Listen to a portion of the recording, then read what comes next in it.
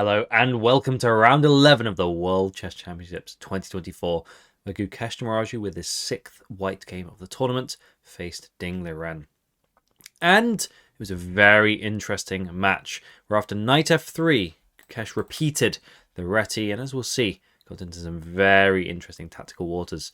Well, of course, prior to this, knight f3, d5 locked down on the centre, very sensible move. The downside to knight f3, of course, losing control of the centre a little bit. Here, Gukesh had played g3 in previous rounds, and bishop g2, d4, ultimately transposed into Catalan. Of course, that could have happened, except Gukesh had come with a fresh idea with c4, clearly having other ideas in this opening. Now, black could play e6, or even c6 is possible, and construct some kind of central blockade and go into, very likely, Queen's Gambit or Catalan variations.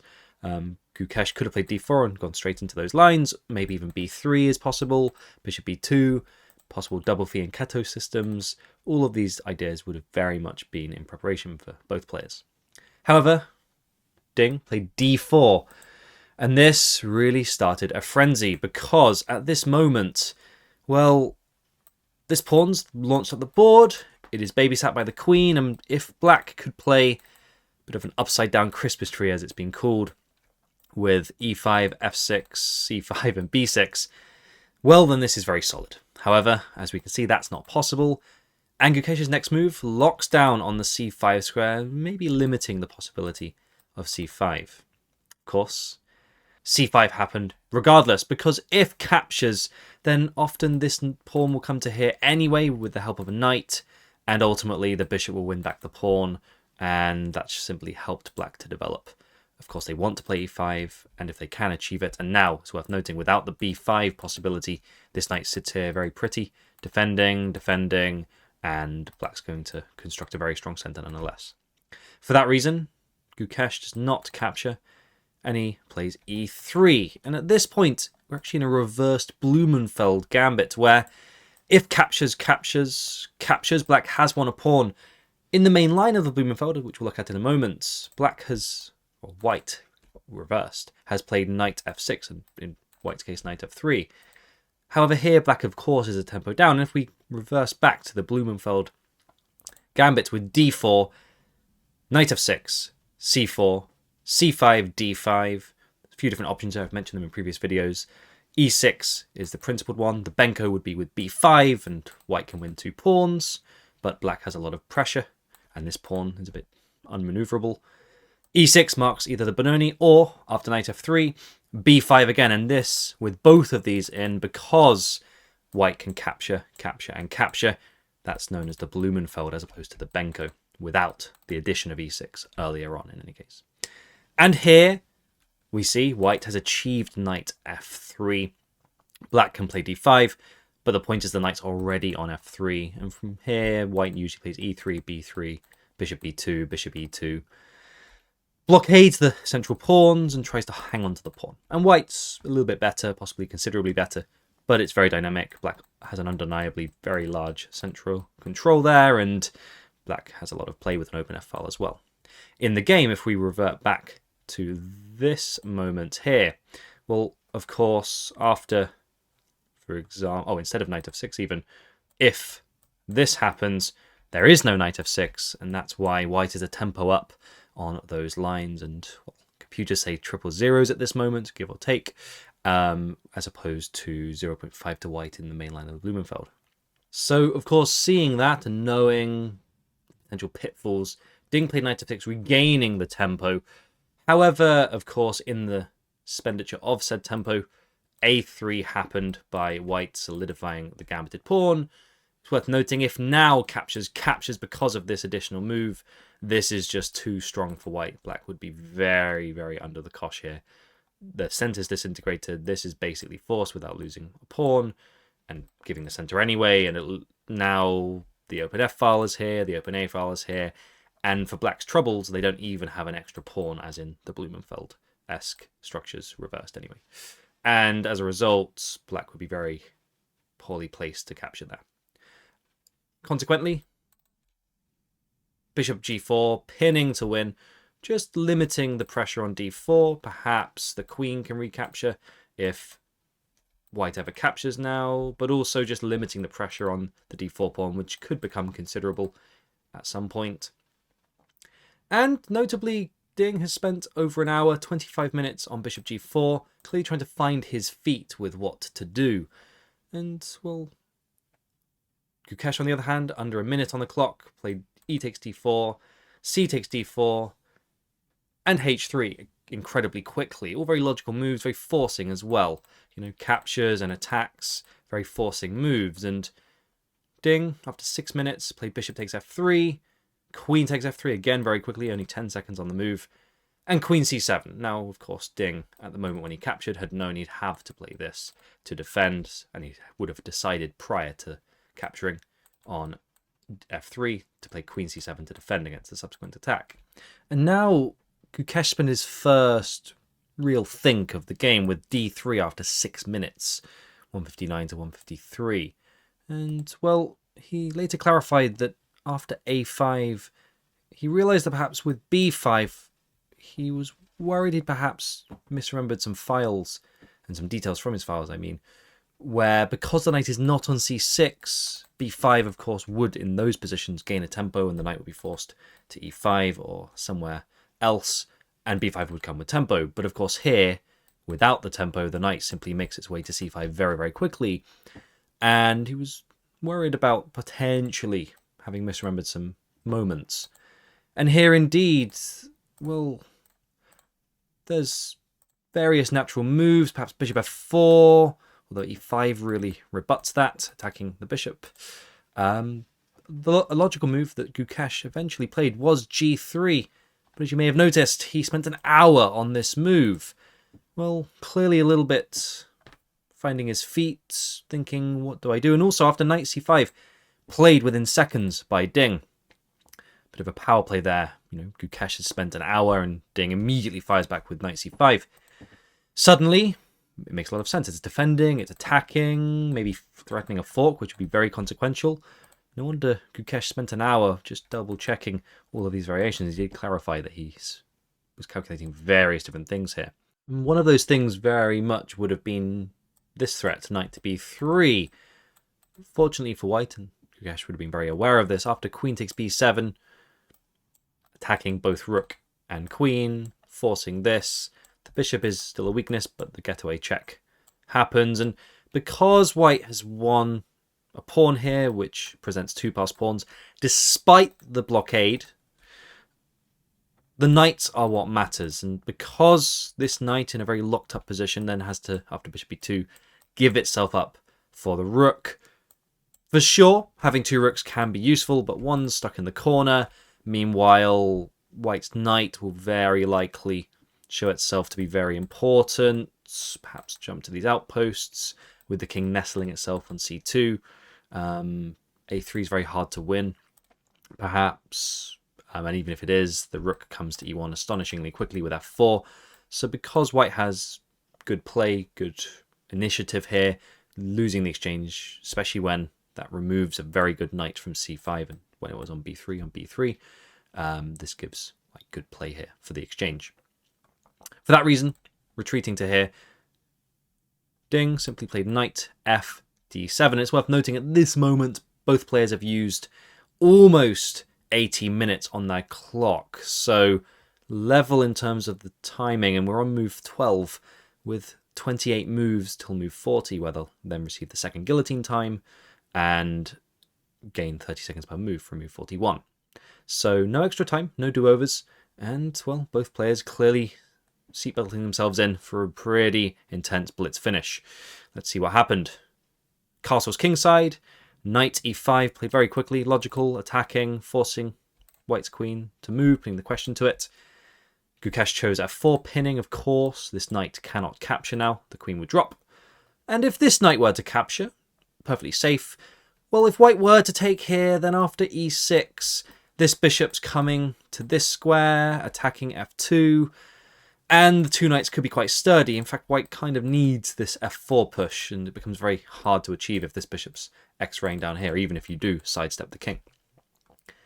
For that reason, leaving the pawn there is actually beneficial. With queen to here, this is the pawn that matters. It will generate a passed pawn, and there's very little black can do to save it. For example, if they do move the rook, then f4, very venomous. There's computerized lines with f5, and various tempos start to be gained against it and such. But now the knights are about to fall. Perhaps one knight has to give itself up for this. But then we see that we throw in a b6 counter attack to disrupt the queen. And because this, one way or the other, the queen cannot really stay defending everything. The queen has to come up for this or stay defending the rook. But either way, it cannot do both. And now after f takes, we simply ignore this knight. We've opened the f file. And there's a very computer-esque, quite beautiful knight b3, ignoring it once again. Queen to here. And if the knight is greedy enough, e6. Beautiful ignorance of this knight, where everything starts to drop, and the computer reliably informs that this is mate in 12, just because everything starts to collapse with all the pressure on the queen side. And the knight, if they're dim on the rim, they're certainly very terrible in the corner. For that reason, after queen f4, well, Ding decided not to take because of all those complications, leaving the knight here, safe and sturdy. Just knight pair doing a good job in the center. Rook d8 was played, and thereby rook d1 was played. Well, at this moment, both sides are defending their pawns in the center. And g6, well, it was later clarified by Ding himself in the press conference that perhaps e6 was better, where bishop can come to d6 and more directly harass the queen. There's relatively straightforward double attacks like so. And as a result, that might have been a better move, maybe not weakening the king side and such. But g6, still a playable move, but this bishop might have belonged on this square, maintaining the dark squares. Here, maybe it drops the ball on the c5 square a little bit. Let's see how that panned out. a4, a very nice move, very much in keeping with the idea of, well, what's my worst place piece? And these two are very much the culprits here. The knight can jump to here and back to c2, maybe put pressure on d4. The bishop can come to a3, maybe even b2 and pressurize d4. In any case, just giving squares, possibly giving a target, but as we've seen, this knight kind of wants to stay on c5 in a lot of variations, so this sheer act of stepping away, still this pin, this fork even, doesn't really do too much. For example, winning this pawn, well, if winning some kind of material here didn't work, then winning a pawn maybe doesn't do anything either. Either way, this knight has to stick here, and if we can start striking at it, it makes a lot of sense. There followed h5 by Ding, and both players down to 32 minutes for Ding and 23 minutes for Gukesh, with 24 moves each to make. So under a minute a move for Gukesh, not much longer for Ding Liren. Well, b6. Striking before the bishop can come and attack the queen. And the main idea here is that now, firstly, if the queen takes, black can resign because they've lost a piece and still everything is very creaky on the queen side. And if they lose one of these knights, then that's very much lost. So the queen is forced to d6 or b8. Ding chose d6, just maintaining contact with the knight. The downside is, of course, pin to win once again. And there followed bishop h6, and both queens are kind of sniped at from the bishops on the sides of the board in their respective corners. And it's worth noting, after bishop takes c5, which is what Gukesh played, queen takes c5 is semi-forced because if bishop takes queen and a queen trade occurs, whatever happens, this drops, and or if, for example, rook takes c5, protects the pawn, two pieces are attacked. Black cannot afford to lose one of them because they will be a piece down, and as a result, this wins for Gukesh. So after this moment, queen takes e5 is forced, leaving this hanging, and after queen e4, suddenly there's a direct target, and perhaps with the time, still 20 moves to make. This is White's 20th move with queen e4. Well, it's a mess, to say the least. Knight c6 blocking and absorbing the pressure. Knight a3 coming here. Notably, this bishop to here and here has improved the piece configuration because that knight was just too annoying. And meanwhile, this knight coming to b5 could be annoying. And also, if, for example, queen takes b6, rook a b1 immediately wins back the pawn with interest and or will just cause too many issues. And yes, black has an extra pawn, but this is firmly a backwards pawn. Meanwhile, the extra pawn in these 4 strong pawn chain and these versus these 3 doesn't mean too much when there's so much pressure on the queen side. So queen takes b6 is very risky, to say the least. Rook d7. Now, perhaps castles should have been seen by Ding, where there would follow perhaps rook db1, just defending the knight, trying to come to here, but then knight b4, promptly plugging the outpost, stopping it from happening with a counter outpost, and this would be still roughly level. The pawn may well drop, but then, of course, in the similar vein to rook putting pressure back, of course, this loses the pawn on b6. For that reason, Ding should probably have castled safety first, but he played rook d7, just defending. It is a logical move, but keeps the king in the center, and maybe that's not so great. Knight c2, starting to put pressure on b4, stopping such a jump. Well, queen takes b6, and perhaps this starts to be a bit risky for Ding. Once again, if we keep an eye on the time, under 15 minutes, it's move 22, and that's not many minutes with no increment and no extra time until move 40 to play. Let's see what happened. Rook ab1 played in 2 minutes, placing pressure, and the momentum is with Gukesh. The rook can lift up. There's pressure on this square. And after queen c7, the aforementioned rook b5 played relatively quickly. Why not? It occupies at least some of the center, lifts up the rook. Black has to face doubled rooks, and it becomes very tricky for Ding to keep playing. Castles, finally. And now, at this moment, they're roughly level, 16 minutes versus 14 minutes. Gukesh came up with knight a1 after a minute's thought. And whilst there may well be better moves, it is a fantastic practical decision, because the plan is simple. Pressure a5 perhaps, but most importantly, knight c5, where we can see evident counterplay. And if this pawn starts dropping, other pawns may well start dropping, and the queenside collapses, and this is a guaranteed pass pawn in a lot of variations. So knight a1, very nice try to come into b3, and it worked, because Ding spent 8 minutes, or at least 6 minutes, having 8 minutes left, and played rook b8, stepping into a bit of an uncomfortable pin, which, as we'll see, will become very, very consequential. Knight to b3, carrying out the plan, and perhaps here, rook d6 was the best move, the last moment where maybe Ding could hang in there, defending the knight, accepting that this pawn may well drop, but getting counterplay with knight b4 in a lot of variations, coupled with a knight a7, pressurizing the rook, which ultimately would lose white some time, despite winning the pawn. But Ding played e6, and this is where it starts to go very awry. Ding really needed to play rook d6, as mentioned, and defend c6, because this pin is about to become untenable. Of course, knight c5 now comes with tempo. Already b7 might well be dropping, with the pressure on c6, reaping white a pawn, but more is to come, because after rook e7, well, here, perhaps knight takes b7 cashing in would have made a lot of sense, and there would be some counterplay with knight b4. But a very natural move in the time constraints, where after 30 seconds, keeping the pressure up, putting the practical pressure here, and also pressure on the clock. There's still 12 moves to make, with 8 minutes to make them for Ding. Had Ding found knight b4, blocking, they would have still lost a pawn, but the aforementioned counterplay may have been enough. But after queen c8, feel free to pause the video. Gukesh's next move forced pretty much immediate resignation by Ding Liren. And well done if you found it. It is queen takes on c6. This forced immediate resignation because, firstly, if queen takes, the bishop can take back and the pin is too much and white is up an entire knight. Meanwhile, it's defended as well. Meanwhile, if the queen is captured, briefly a queen sacrifice on the board, but rook takes b8, skewers the queen to the king. At best, black can capture, and then we count up the minor pieces and see that white is a knight up, with still all the pressure on the queen side. Hence why, at this moment, after queen takes c6, Ding Liren resigned. Notably, on the broadcast, queen c8 played by Ding, and immediately his head was in his hands. You could tell he had spotted the blunder.